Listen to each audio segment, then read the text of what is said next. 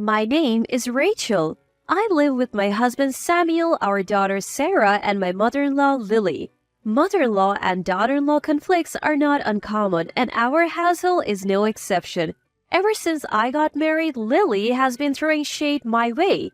Be better at housework, your cooking is lazy, have kids already, just to name a few. Samuel always defends me though. However, Lily absolutely adores our long-awaited daughter Sarah. Sarah is equally fond of her grandma, making me realize that even the most critical people have a soft spot for their grandchildren. But with that affection came unwanted opinions on how we raised Sarah. I first noticed something was off when Sarah was 2.5 years old. I started to feel anxious because she still wasn't speaking. Lily blamed me, saying it was my fault for letting the TV raise her. Upon Samuel's suggestion, we took Sarah to the hospital. The diagnosis was a developmental delay. Sarah had a disability. I was devastated and Lily's words didn't help. How embarrassing that my grandchild has a disability. We can't even face society. I couldn't believe what I was hearing. The same Lily who doted on Sarah now looked at her with cold eyes I had never seen before. There is no history of disability in our family. Rachel, are you sure Sarah is Samuel's child? She isn't the result of an affair, is she? Her harsh words shocked me. Well, you're not denying it. Could it be true? I can't believe you would say that, Lily. Mom, stop it. There is no way Rachel would cheat. Sarah is our beloved daughter, disability or not. If you have a problem, you can leave. Samuel's heated response made Lily backtrack. Oh, I was just joking. Sorry, Rachel. As she started giving candy to Sarah. Since then, mother-in-law has continued to adore Sarah without saying a word, but only when Samuel is around. But the moment he left, the snide comments began. Sarah is such a pitiful child. I wonder what will become of her in the future. You know, I heard a boy with a disability injured someone. It's scary, isn't it? That's why I worry. Please stop, especially in front of her. We're doing everything we can to raise her well. Oh, come on. She has a disability. She doesn't understand what we are saying. She would just keep going. A daughter-in-law who can only give birth to children with disabilities? Maybe that was a mistake. They say older mothers are more likely to have children like this. We should have gotten a younger daughter-in-law. No matter how many times I asked her to stop, she wouldn't listen. I couldn't bring myself to tell Samuel, who genuinely believed his mother had changed for the better. My father-in-law has just passed away, and if mother-in-law gets kicked out, she has nowhere else to go. Besides, she does love Sarah in her own way. Taking away Sarah's beloved grandmother wasn't something I could easily do. It's not the time to be down. I've got to be strong for my daughter. That's what I would tell myself every time her words hurt me. Sarah is now 7 years old. She speaks slowly but surely. She's in special needs class in elementary school. Samuel and I warmly watch as Sarah grows at her own pace. Mother-in-law still laments, why can't she be like other kids? Then one day, I felt something strange in my body and suspected I might be pregnant. I went to the OBGYN and sure enough, I was expecting our second child. I happily shared the news with Samuel and mother-in-law. Way to go, Sarah, you're gonna be a big sister. Sarah also looked delighted. It was a moment of happiness. But what if the next one also has a disability? Mother-in-law said, looking concerned. Raising 2 children with disabilities is tough. Maybe you should consider terminating the pregnancy. Mom, what are you saying? We don't even know if the child will have a disability. Oh, you're even older now than when you had Sarah. That means the chances are even higher. And let's face it, it runs in the family. The next one will surely have a disability too. Mom, enough is enough. We are raising both kids, no matter what. After my mother-in-law shrugged her shoulders and walked away, Samuel turned to me. Hey, are you okay? If you can't stand this, Rachel, we can always separate, you know? I'm fine. She adores Sarah in her own way. She'll come around with this child too. Little did I know I would later regret this decision. One day, I noticed my belly was starting to show. While playing with Sarah, the doorbell rang and the front door opened.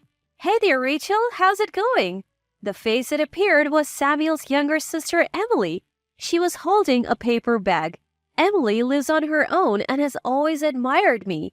Emily has always been fond of me, subtly shielding me from mother-in-law's snide remarks. She's also great with Sarah. She's genuinely a bright and cheerful person. We often go shopping together. Mother-in-law seems to have a soft spot for Emily, her late-in-life child, so Emily's presence often keeps mother-in-law's passive aggressiveness at bay. Emily, long time no see. Oh, Emily, you should have called before coming. Emily, let's play. Emily smiled at the warm welcome from the three of us. I came because I have something I want to show you, Rachel. Saying this, we both went upstairs to my room. Ta-da! I found a dress that would look great on you, Rachel. Emily took a stylish dress out of the bag. It's a nice gesture, but I'm pregnant. I wonder if it would suit me. Noticing my hesitation, Emily spoke up. Why don't you try it on? When I did, I found that the dress not only fit well, but also did accentuate my baby bump. Wow, I didn't know something like this existed. Thank you. You're welcome. Actually, I bought another one just like it. I wanted us to match. Emily then took out another dress identical to the one she gave me. Sarah, seeing this, ran excitedly to my mother-in-law. Grandma, Mom is wearing a blue dress. What are you doing, Grandma? Oh, how nice for you. Just as Emily and I were enjoying our matching dresses, my mother-in-law called me. Rachel, we have guests. Come downstairs. Okay. As I was about to leave, Emily stopped me. It's fine. You need to take care of yourself. I'll go. Before I could reply, Emily left the room. Right after, a scream rang out and I rushed out in alarm. And then I found Emily lying at the bottom of the stairs. My mother-in-law was shouting, Rachel! Oh my God, Rachel! Snap out of it! I'm right here. What's going on? My mother-in-law glanced back and forth between me and Emily, clearly confused. Wait, then who is this? That's when she realized it wasn't me who had fallen, but Emily who was wearing the same blue dress. She turned pale. Emily, hang in there. Oh, what do I do? We quickly called an ambulance and Emily was taken away. I was praying hard for Emily's safety. Sarah was also crying. However, something didn't sit right with me.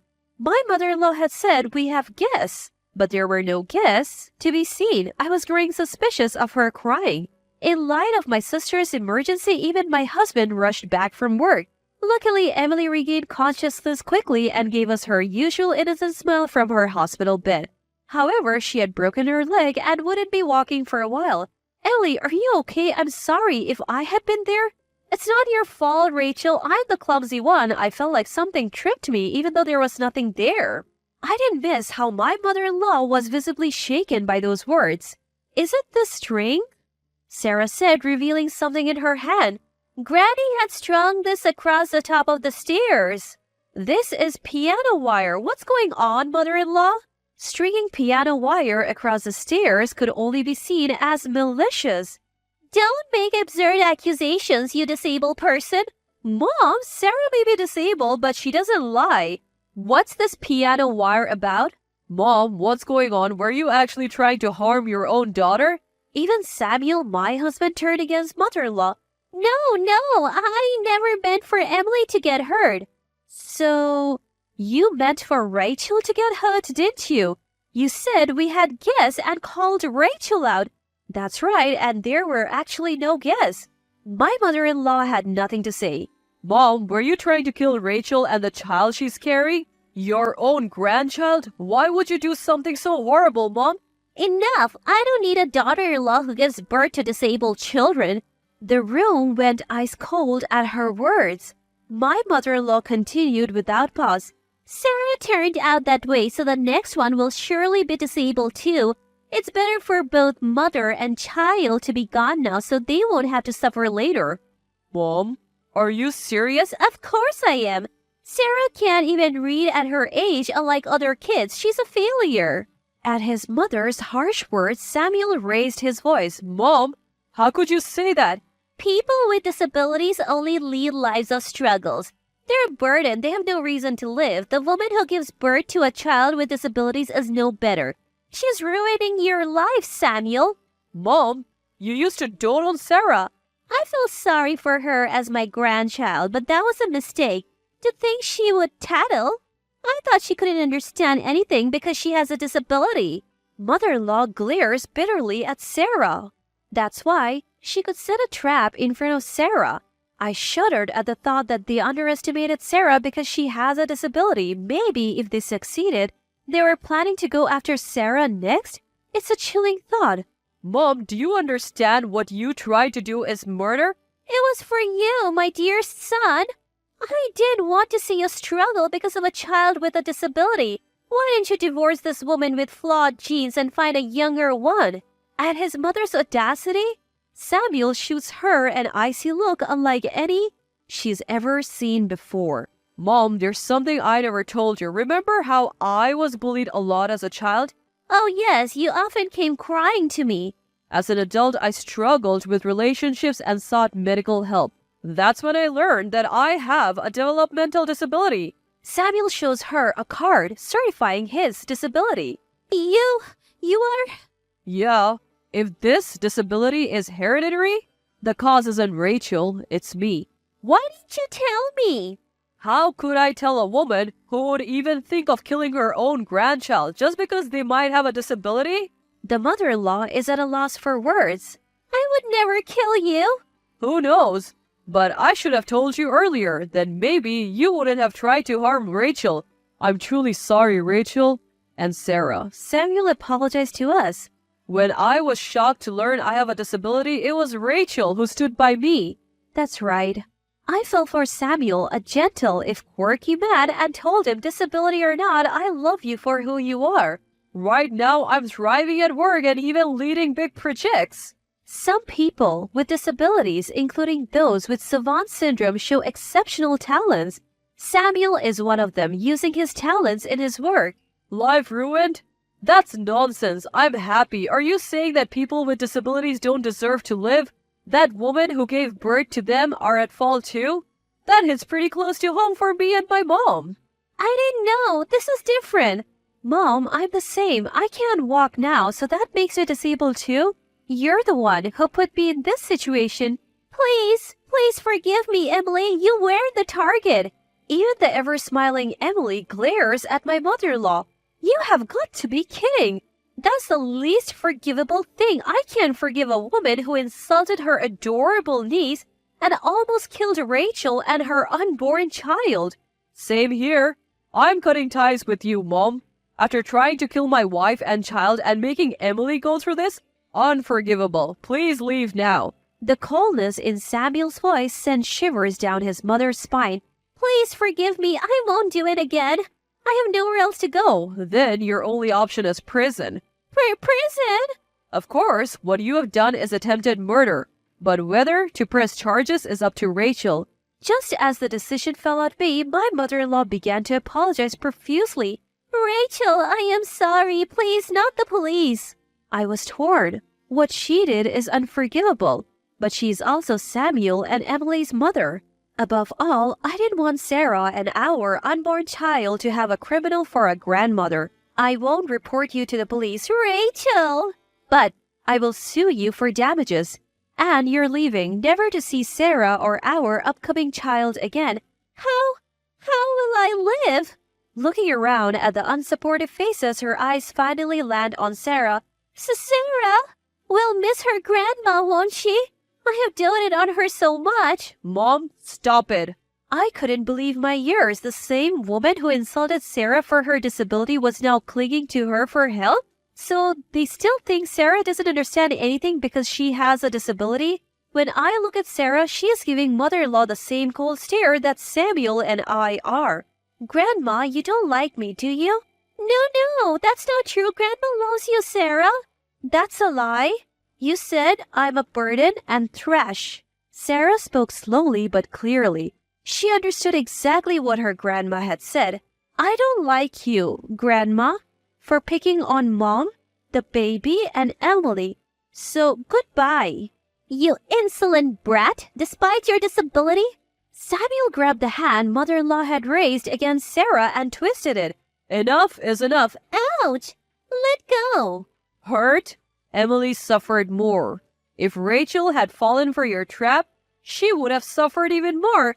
Help! Eek! Mother-in-law screamed as Emily watched her with icy eyes. Mom, you're not remorseful at all. You won't have anyone to take care of you in the future. What? Mother-in-law broke down. We forcibly made her stand and kicked her out of the hospital room and, of course, out of our lives as well. Afterwards, Emily and I successfully sued mother-in-law in civil court and won a significant settlement. I also gave birth safely a healthy baby boy. Sarah loves her baby brother and plays with him every day. Emily, who has recovered from her broken bones, had a shotgun wedding with a coworker one day. They often come to visit with their newborn, showering our children with love. Mother-in-law, unable to even see her grandchild's face, lives alone in a cheap apartment dealing with the shock. She is also in debt due to the settlement and seems to be struggling in life. Everyone becomes a disabled person in some way as they age, but no one will be there to help mother-in-law. Of course, we have no intention of helping her. We hope she lives a life full of regret. We're not yet sure if our son has a disability. He might be like Sarah, and we'll know early on, or like Samuel, and we won't know until he's older. But whether our children have disabilities or not, they are our precious ones. We have decided to nurture them lovingly.